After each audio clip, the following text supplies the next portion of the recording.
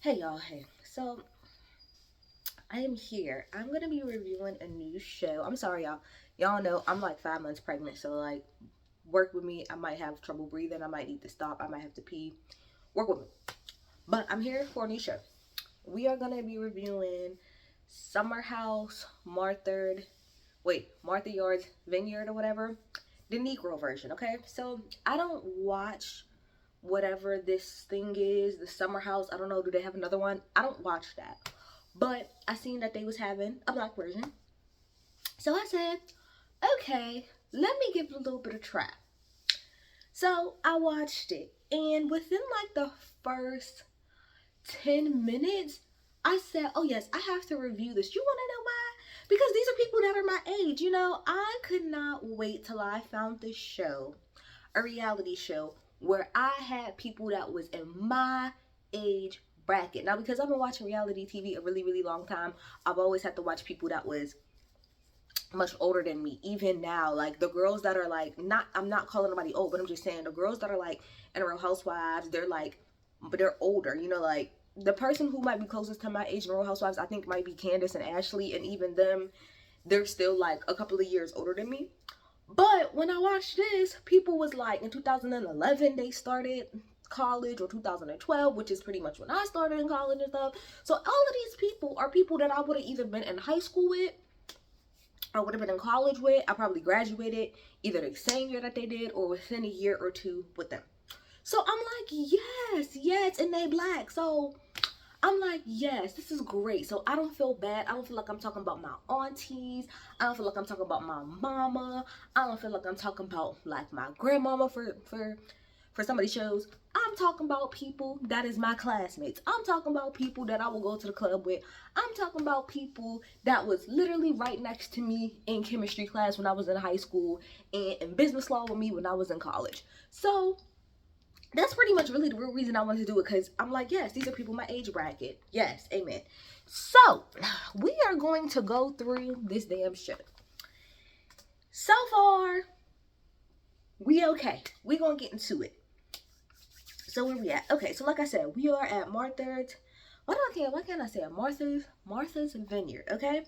And specifically Oak Bluffs, which they say is like a really prominent for like wealthy black people or whatever.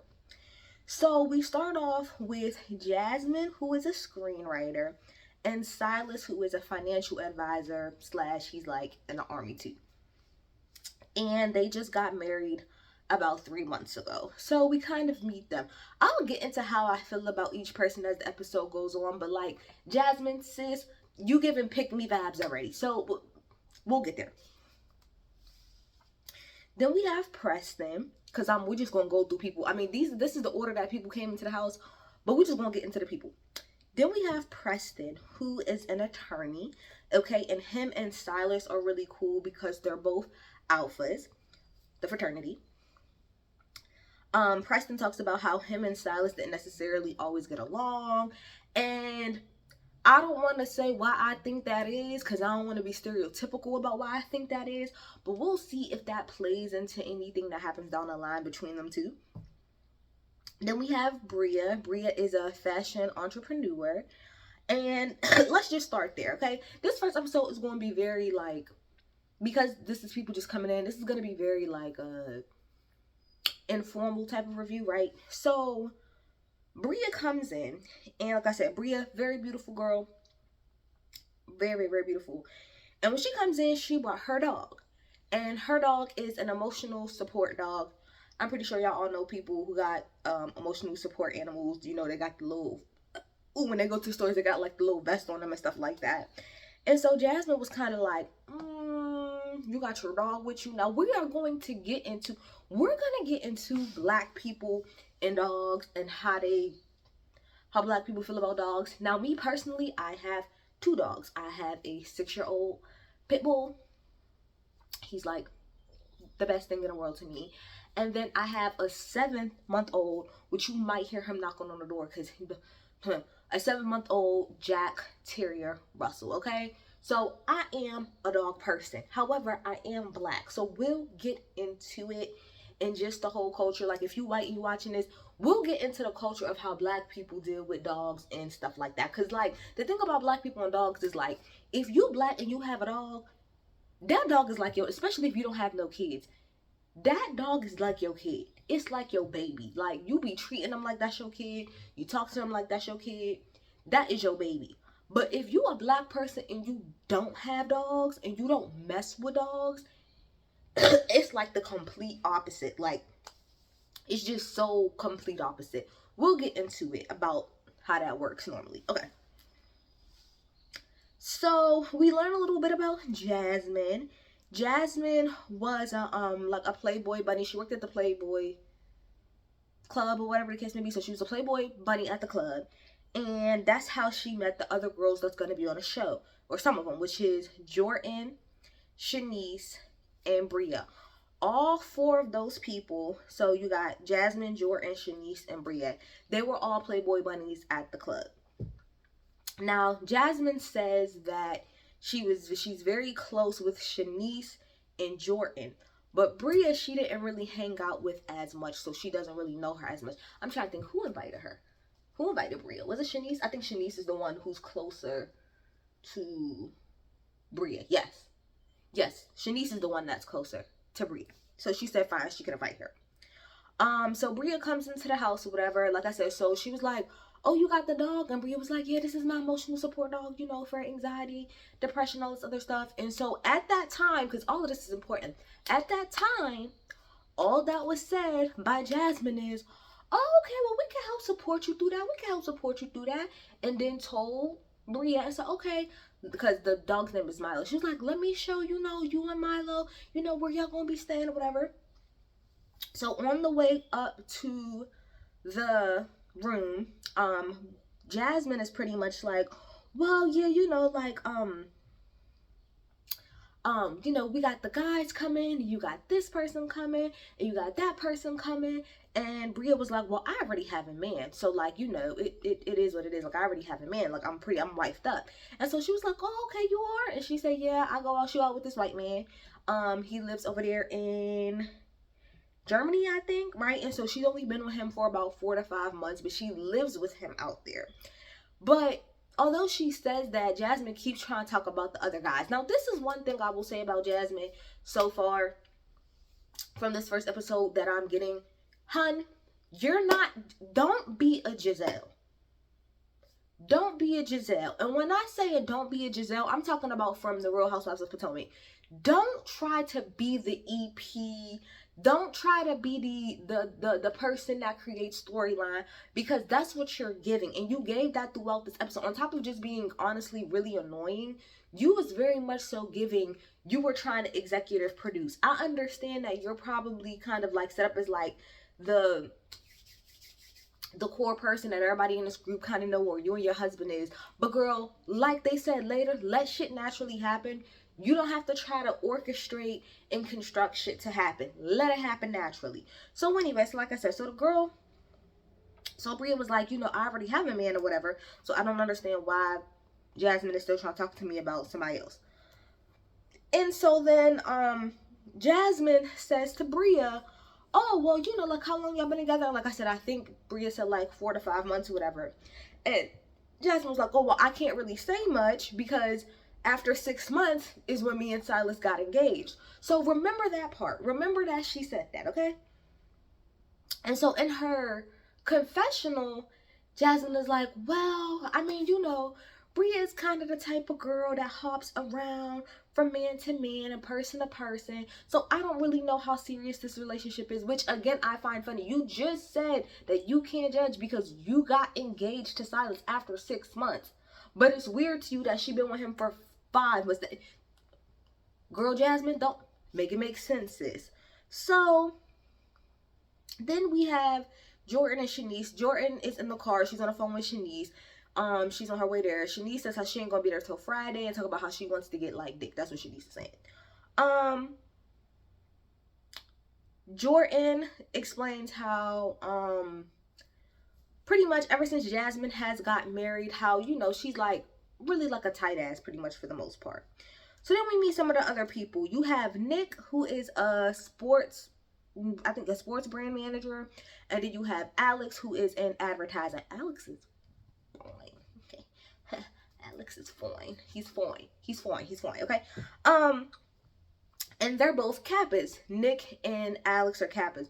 Don't get me started on some fucking Kappas. Let me tell you something. Kappas are supposedly, notoriously supposed to be fine, quote unquote. And from my experience, Kappas are, they're pretty decent looking people. But Kappas are assholes too. Like, don't get it twisted. Because they have that reputation of being quote unquote fine, they're assholes a lot of times. Don't get it freaking twisted. I'm just glad we ain't got a, what is the other one called? An iota up in here. Because then I really just turn this whole damn thing off. So anyway, Alex talks about how he doesn't really drink or whatever. Alex gives me very, like, cool, calm. He gives me Kappa vibes. Like, Alex gives me Kappa vibes for sure. Very laid back, very cool, calm demeanor type of guy. Super fine, super fine. Who else? Nick is very preppy. He's a nice looking guy, but he gives very preppy. He shops at Lacoste. Like, that's his store. That's what he do. He is the Lacoste guy. That's what he gives, okay? And then we meet Amir. Amir is a nice looking guy too. He is a real estate agent, and he's half Lebanese and half black, and he knows Nick. That's pretty much how he comes in here. Now, I did roll my eyes at the whole, oh, I'm from Austin. I don't understand how he's from Austin, Texas, and he don't really know a lot of black people, because I would think that there's decent amount of black people out there, but maybe I'm wrong. But he's like, oh, I don't really know much about my black side. And I just kind of rolled my eyes, because I hate the storyline on TV of the, oh, I'm half black and I'm half this, but I didn't grow up with my black family, so now I'm here so y'all could teach me how to be black. Like, I hate that storyline, but I'm gonna give him the benefit of the doubt, and we'll see how that goes. Then, like I said, Jordan comes in, and Jordan is a model slash DJ. And Silas pretty much was like, oh, you know, Jordan is cool. She's real smart. She's real witty. But she's also the quote-unquote party friend. And, you know, with Jasmine being married, she can't really do all of that. So you can already tell that Silas got some smoke and don't really care for Jordan because she's quote-unquote the party friend, which we'll get into that whole aspect, because we'll get into that at the end. We'll get into it. So Jordan tells us a little bit about herself. She's the fourth ever black Playmate of the Year, and she's the last one because, girl, let me tell you something. That whole little Playboy mansion, everything that went on the Playboy, watch that damn 4-part little docu-series on Playboy. That's all I'm gonna say is watch that damn documentary. So they're showing her around the house, and at some point in time, I think, like, she comes down, like, when Jasmine is showing Jordan around, Amir, Nick, I gotta remember the names, and Alex are in the pool room, and Amir, you know, kind of shakes Jordan's hand, and you can already tell that he kind of is feeling her a little bit. So later on, he's like, oh, I don't know if we calling dibs on people, but I'm calling dibs on her. I hate when men do that. Like, we're not property. We're not property. I get the whole thing of saying, like, oh, if any of y'all are interested, I'm telling y'all that I'm interested too. But, like, we're not property. You can't call dibs on somebody. She's not an object. If you like her, you could just say, hey, y'all, I am attracted to her. If any of y'all feel some type of way, because I'm probably going to try to shoot my shot. But all of this calling dibs on a whole person, I don't like. Let's keep on. So then we meet Mariah. Mariah is a nurse slash screenwriter. And she is mostly friends with Jasmine, but she knows Silas, Preston, and Jordan a little bit. And like I said, her and Jasmine met in 2011 for their freshman year of college. So again, that's why I wanted to watch the show, because my freshman year of college was 2012, meaning they would have been one grade above me. So again, that's why I find all of this very interesting. Same age bracket. I get frame of references. I get all of that. So Nick talks about how at one point in time, like, he's not really worried about Amir and stuff, because he had, like, I guess he has, like, some type of attraction for Jordan, and how he had slid in Jordan DMs before, because he was like, oh, you know, if a girl know that I'm into her, she gonna feel it, and I ain't gonna just say it, she gonna feel it, reverberate it. And so Jordan in her confession was like, yeah, I know who that is. He kept sliding in my DMs every time I post a story. I hate that guy. I hate that guy that every time you post something, whether it's a story or a picture, here they go, sending you fire emoji signs, sending you heart emojis. Like, bruh, I get it, and like, I appreciate the love, but no cap, it do come off corny, and it's really annoying. Like, you could appreciate and think a girl is beautiful without doing too much. You're doing too much. So she said she put him on restricted, which I know his feelings is hurt watching that now. So then everybody, it's time for dinner. Now I put this here because I watched this twice because I wanted to recatch some things and take some notes. Note that at this dinner, right, Milo, aka the dog, is at the table. Milo is in Bria's lap, okay? And even, I don't know, Preston or somebody was like holding the glass to the dog's face. I was like, oh, do you want a shot? So I just want to keep that there. And nobody said nothing. Nobody said nothing. Let me tell you something. One thing my dogs don't do, a lot of black people, we don't play that shit. My dogs know not to step foot in my kitchen. They know damn well you stay on the outer perimeter of my kitchen. You don't step foot in my kitchen. And especially you don't come up on my table. You don't do that. But I want to say that nobody had a problem with that at the dinner table. Jasmine didn't say nothing. Mariah didn't say. Nobody said nothing when the dog was damn near sitting at the table. So I just want to keep that in the back of y'all mind, okay? So, Amir then goes off, you know, the whole thing again about, you know, how his dad is black, but he never met his dad. And so his mom, who's Lebanese, raised him. And so how he didn't really know much about cutting his hair. He didn't know a lot of stuff about himself till he maybe hit like 24 or whatever. And then he said, you know, now I have about 50 to 100 girls in my DM a day. Boy, bye. And you don't have no... Sir, you do not have 50 to 100 women coming in your DMs a day. You are a very attractive young man. But outside of that, who are you? Who are you? Are you, what's a good person to use? Are you Mario? No. Are you Lance Gross? No. And I highly they have 50 to 100 women a day in they shit. Just say I do well for myself. You ain't got to put 10 on 20 about 50 to 100 women don't even care. They don't care. You are a nice looking man. You could just left it at that. Stop putting 10 on 20. How annoying. But you still a nice enough guy. I mean, so, then Jasmine is kind of, you know, talking about black excellence and, oh, I'm just so glad that we're here. Because Jasmine gives very, like her friend was saying, Jordan, very bougie, very fake ass bougie, very, I want to act like I'm in the upper class when I'm really not. And we'll talk about that later. And Mariah was like, girl, you sitting up here talking like, oh, the Martha's Vineyard, bitch, you've been here twice. You've been here 2 times. Don't act like you grew up here. Don't act like your family been coming here for centuries and you've been vacationing here since you was a kid. You knew money. That's what you knew money, Martha's Vineyard, okay? That's what you is, sis. So sit in that, okay? So then we talk about, somebody said something about black excellence. And Preston, who is well, obviously he's black, but he's a black gay man. And he pretty much said that, you know, he doesn't really like the term black excellence a lot because a lot of times it equates black excellence to what white people deem as excellence, which I agree. He was like, to me, black excellence is my mama. My mama who ain't have no type of education, raised 3 kids, and did what she had to do to get her kids in a good situation. To me, that's black excellence, which I would have to agree. I do think that as black people, at times, we tend to equate greatness and excellence with, number one, money, but also with the shit that white people find important. So being at Martha's Vineyard, that's a white, the white people do that, and the white people come here, so now we're excellence because we're all here. Or walking around with like a Chanel bag because that's what, you know what I'm saying? I got what Preston was saying. I know a lot of people was kind of looking at him like he's crazy, but I agree. I do think that at times the stuff that we as black people hold up as important or black excellence really comes from a white supremacist structure, but that's a whole nother conversation for a whole nother day.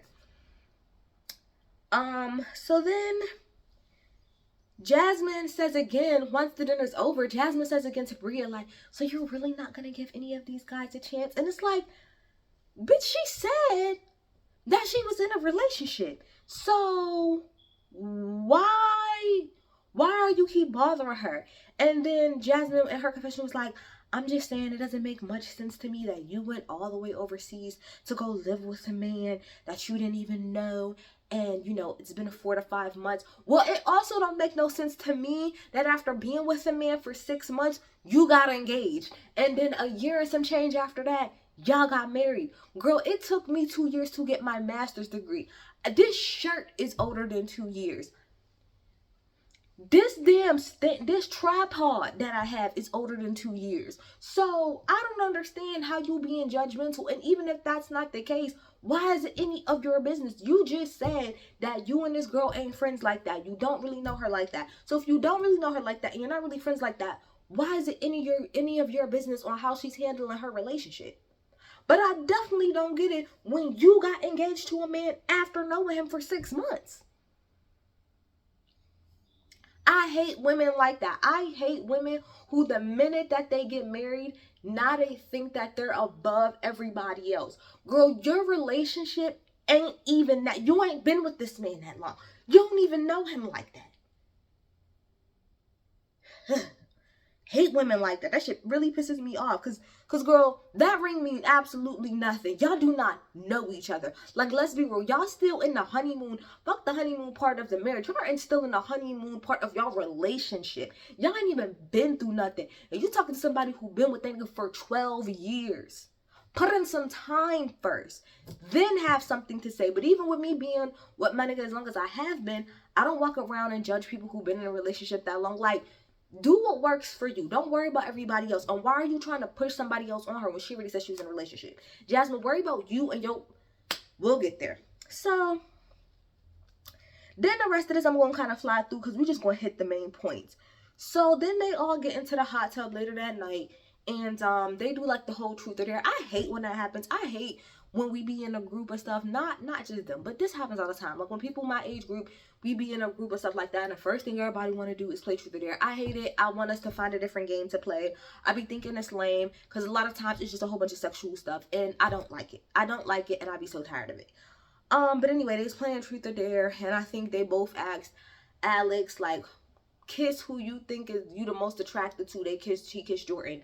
Same thing with Amir. Amir kisses Jordan or whatever. Jordan is like, okay, great, y'all both think I'm cute, but like, that's it. Jordan gives me, which she ended up talking about a little bit later, she gives me that, like, she's just so tired of people just judging her and or niggas trying to come at her just because, like, she's a pretty girl, but nobody really wants to get to know more than that. They just kind of want to hit it and go about their day, but they don't really care to get to know her as a person. Then what else happened? We found out that Alex, his cousin, is John Legend. I mean, what you can say, he got a little yang for around the house, okay? It ain't the worst, but it ain't the best. It damn sure ain't the Legend of John, but that's fine. That's perfectly fine. So then the next morning, Mariah comes to come get Jasmine so that they can do some quote-unquote screenwriting. So pretty much come to find out, Jasmine had asked Mariah if she would move up to New York with her, right? If she would move up to New York. A little bit after Mariah moved up there, maybe like a month or two later, Jasmine gets evicted. And now Mariah and Jasmine are living in a car together. When I'm telling you, bitch, if I was Mariah, I would have beat Jasmine's ass. Because, girl, there's no way. You knew how far behind you was on your rent before I came up here. It would be one thing if Mariah came up there and a year later you got kicked out. Or 2 years later you got kicked out. Or hell, even 7 months later you got kicked out. You literally got kicked out pretty much right when she got out there. That's bullshit to me. And if I was Mariah, I would have felt some type of way about that. Now, granted, I understand living in the city of New York is hard. Like, rent is absolutely ridiculous. But I really would have felt some type of way. Like, girl, you called me out here for bullshit. But anyway, so they lived in a car for a little bit. And somebody told them that they should write a show about it. So they started to write a show. And I think they shot like a pilot. So when they go and sit down in a room to go and talk about the show, Jasmine is like, oh my gosh, because it was like a white couch. She was like, oh my gosh, look at all of this dog hair, look at all of this dog hair, this is ridiculous. So they kind of do a flashback of when Bria was sitting in there and how she had the dog on the couch and some other people were sitting there with her. So then she gets up and she goes outside, like to where everybody else was, and tells Bria like, oh, could you come here for a second, pretty much, because, you know, I don't appreciate I think she said something like, there's dog hair all over the place, like all over the couch. And so Bria was like, well, yeah, what you want me to do about it? Now, this is where I'm gonna step in and understand from both points of view. I understand what Jasmine was saying when she was like, girl, come on, like, there's dog hair all over the couch. Now, yes, Bria could have came in and maybe got something and just kind of like tried her best to sweep it up. But I also understand when Bria said, what do you want me to do? Like, I don't know what you want me to do. I get what she's saying, because as somebody who has dogs, if you have a dog that's living in your house, dog hair is going to be everywhere. Unfortunately, it's not something that you can control. You can't sit up, you cannot control a dog's hair being everywhere, especially when they're in a household with you. Now, you can do your best to try to kind of, like I said, Bria could have at least came in and attempted to like take something to kind of like, you know, maybe brush it up a little bit, but it ain't gonna really last but so long, because even if that dog is not on that couch, the dog is around other people, so the hair is gonna get on you regardless, and then when you go to sit on the couch, it's gonna get on the couch. So I understood what both people were saying. So then Bria comes inside or whatever, and so Jasmine is like, well, you know, I just feel like, you know, you should have told me that you was bringing a dog, which I agree. I have 2 dogs. I would never, ever, ever, ever bring my dog to somewhere and not tell somebody, because first of all, I know how Black people are. Not all Black people mess with dogs. A lot of Black people don't mess with dogs, and it's completely different than white people. Even white people who don't have dogs, they like dogs a lot of times more than they like Black people. So they'll take a dog. They will take a dog quicker than they'll take a child, okay? But when it comes to Black people, when Black people who do not have a dog, they're like really, really, really strenuous about being around dogs, whether it's because they're really scared or just because they feel like they're not necessarily clean. So I would never be disrespectful enough to bring my dog somewhere without asking somebody. That's just disrespectful. I don't take my dogs anywhere unless like I get an Airbnb or something like that. I don't take my dogs anywhere. I have my little sister come, like when I go out of town, if I go on vacation, if I'm going to somebody's house, my dogs stay here. I get somebody to watch my dogs. Girl, it's an app called Rover. Get on Rover, drop your dog off at somebody's house, or have somebody come there. And I understand it's an emotionally, you know, dog, whatever, emotional, whatever, you know what I'm saying, emotional dog. But if you knew that, and you knew you needed to bring your dog, you should have had a conversation with Jasmine before you left and said, hey, I have this dog or whatever that I be needed to bring with me. Is it okay if I bring my dog? And then if she would have said no, you could have made a decision on whether or not she wanted to come. However, I will say, to Bria's defense, number one, like I said earlier about the dog sitting at the table, I find it interesting that it was a problem that you found dog hair on the chair. But when the dog was sitting at the damn dinner table, which if anywhere that dog shouldn't have been, even as a dog owner, it shouldn't have been at that damn table. It shouldn't have been at that damn dinner table. Nobody said anything about that dog at that damn dinner table. That's what I find interesting. Not one person piped up, not Mariah, not Jasmine. Nobody at that table said, why is this dog sitting up here at this table on her lap?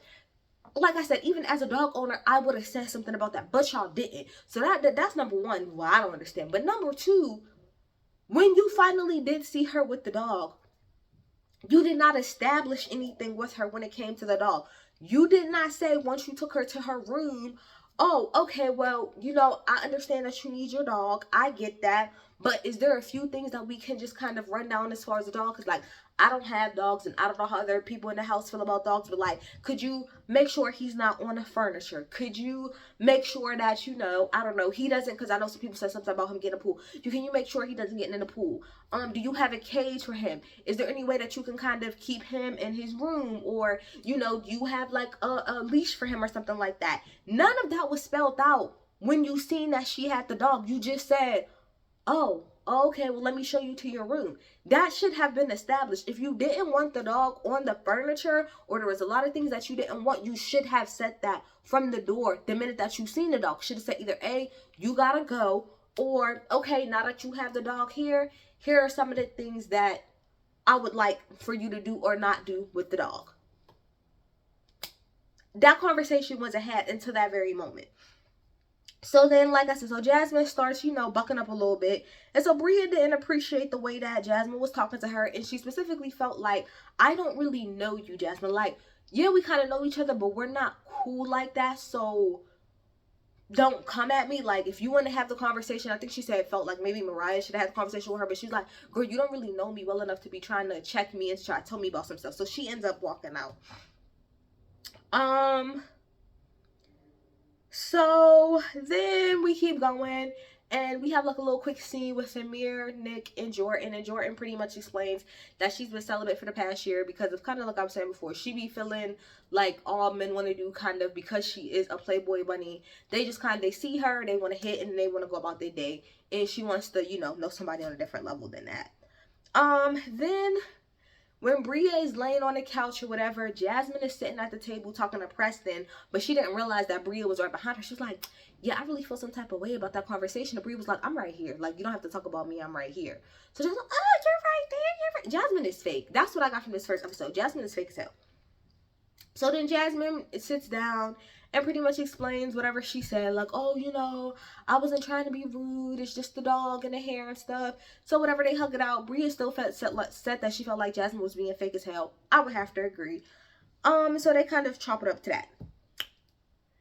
So then the last little scene. So the last scene, everybody gets, we're all white. When they came into the restaurant, I said, I know them white people is sick. Them white people was looking like, who is these niggas? Who is these niggas? But everybody looked clean. Everybody looked really, really nice. That's something else I will say. Nobody is lacking in confessionals. Like, everybody looks good. Everybody's makeup is pretty good. Everybody's hair looks really good. Everybody looks pretty good.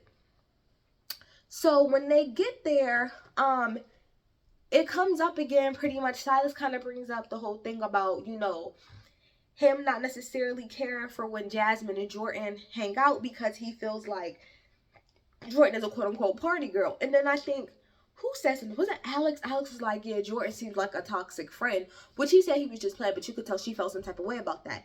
And so then Silas was like, well, I guess like there was a point in time, maybe like in 2021, he said like when he had went overseas or something like that, which, girl, that gives me even more of a reason to say, Jasmine, shut your mouth.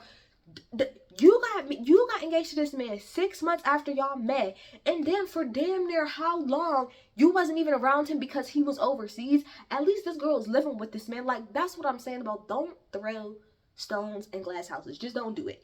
But anyway, so I was like, oh, I would feel some type of way because, y'all would be going out and it would be super late. And Jordan made a good point. Jordan was like, well, first of all, I didn't hold a gun or nothing like that to Jasmine's head to make her come out. She's grown. She decided that she wants to come out. She wants to come out. And secondly, I'm not out here I'm not out here like living recklessly. I'm not out here trying to be unsafe as hell. Look, I'm very safe with how I move and how I do things. And the main thing that I don't understand about this, Mr. Silas, is you're trying to put it on Jordan. But this is what I don't understand. Your wife was a Playboy bunny at the Playboy Club. What type of lifestyle did you think that she led? She's at a club, number one, which automatically assumes nightlife. That's a nightlife thing. Meaning her shift probably didn't start till like 9, 10 o'clock at night. So she's already outside late at night. And by the time she gets off, it's probably 2 in the morning, maybe close to 3 in the morning, meaning she's getting home late off top. So I'm a little lost as to how the hell you thought you was going to take away the Playboy bunny part. How did you think you was going to get with a woman who literally works in a club for a living, but she wouldn't be out late? That does not make sense to me. Number 2, like I said, she's a Playboy bunny at that. Meaning, I'm pretty sure outside of just that club, her and Jordan, they probably had other little things and other ways that they was making money as being Playboy bunnies, which probably includes the nightlife. So I don't understand how you want to marry a woman or get with a woman when that is her profession and turn around and blame her friends because she's out and about at night? No, that was her lifestyle, point blank, period. Third of all, even if that wasn't her profession, like Jordan said, that's a grown-ass woman. If she want to be out and about late, that's her damn business. So you need to take it up with your wife. If that's not something that you liked, if you didn't like the fact that she was out late, because I'm going to be real, this is something that for a long time, me and my boyfriend, we had like a little bit of a back and forth about too, especially when I was in my early 20s, because in my early 20s, yes, did I go out a whole lot? No, I was going out maybe 2-3 times a year. When I was in college was probably the most that I went out. And especially when I was in college, because my boyfriend was not in college, it bothered him that I used to go out a lot. But at the same time, it's like, bruh, it's less about my friends and more about you trusting me. If you don't trust me, then that's a whole nother different conversation. But don't try to turn it around and put it out and put that on my friend. Like, for example, me, yes, I'm in a relationship, all that other stuff. But a few of my friends are single. And a few of my friends, they like to go out. You can't turn around and say that, oh, it's because of her. I don't like her because she's the quote-unquote party friend. And when y'all go out, and when y'all with her, you party with her. Yeah, no shit. You have certain friends for certain things. I have certain friends that if I know that I'm gonna go out to the club with, I'm just gonna make up names. But let's say if I wanna go to the movies, I'm gonna call my friend Felicia, because Felicia loves a good action movie. If I go to the club, I'm gonna call my friend Claire, because Claire's the type of girl that likes to go to the movies. The same way that my friend Claire, because she knows that I'm in a relationship, if she's going out and her intention is to get that night, and she ready to go out and bar hop and try to get some and find a nigga, I'm not the girl that she calls. She gonna call Amy, because Amy is that friend. We all have friends for different situations, but at the same time, everybody is grown and everybody is responsible for themselves. Point blank, period. It ain't no one person's fault that your wife goes out and about and does whatever. It's not. She's grown. And like I said, if that's not what you liked, if you didn't like the fact that she be out and about, oh, it's a safety thing. Niggas love, oh, it's a safety thing. If that's the case, you should have never pursued no woman like that. Why would you pursue a woman that's in that lifestyle if that's not something that you can handle? It's like dating a stripper, meeting a stripper, dating her, and then telling her, oh, I don't like the fact that you be on the pole. What, nigga, ain't that how you met me? Is that how you met me, or is that not how you met me? Silas gives low-key controlling vibes, and I don't want to be stereotypical because I think he's like, what is he? He's like Liberian? I think it's something like, I don't want to be stereotypical about African men, but between him being African and him being in the army, it gives very much so controlling vibes. And Jasmine, sis, you get very much so pick-me vibes and talking about some, oh, well, girl, you can come for who you want to come for, but don't come for my man. Your man came for her and she was defending herself. I hate women that's like that. Jasmine, I hope you're not like that the rest of the season. But you definitely give me, now that I'm married, it's F all of you other bitches, including my friends. And, you know, it's whatever he say. It's whatever he say. No. I don't like women like that. There's a way, yes, when you get married, and even when you're in a relationship, yes, the dynamic to a degree kind of changes with your friends, because when you single, you know, you just kind of be with your friends and stuff like that. Versus when you in a relationship or when you married, now a lot of your time is probably more dedicated to your relationship and your man. And there's certain things that you probably not going to do anymore. But I don't like that whole complete switch up, a 180 switch up. And now you're just a completely different person. And now your friends is the one who look crazy and, oh, yeah, like, come on now. Still be your own person. But that's all I got. I thought the first episode was cool, y'all. Y'all get in the comments. I'm going to do episode 2 later. Y'all tell me what y'all think. Come on, bye.